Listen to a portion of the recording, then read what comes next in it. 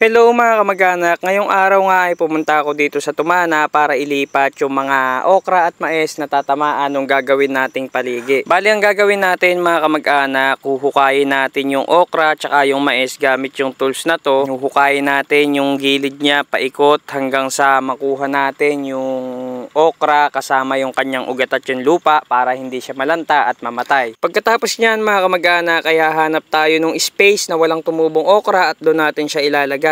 Kumbaga mga kamag-anak, ang tawag namin dito ay paghuhulip. Ayan, kamukha nito mga kamag-anak, may okra tayo dito. Dito walang tumubo. Ayan yung okra. So dito natin ilalagay ito, yung hinukay natin.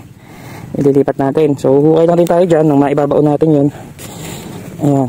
Sayang kasi mga kamag-anak sa mamatay. Sayang, malaki na. Ayan. So, ayan, pasok lang natin. Tapos tabunan natin yung mga gilid. Okay na yan.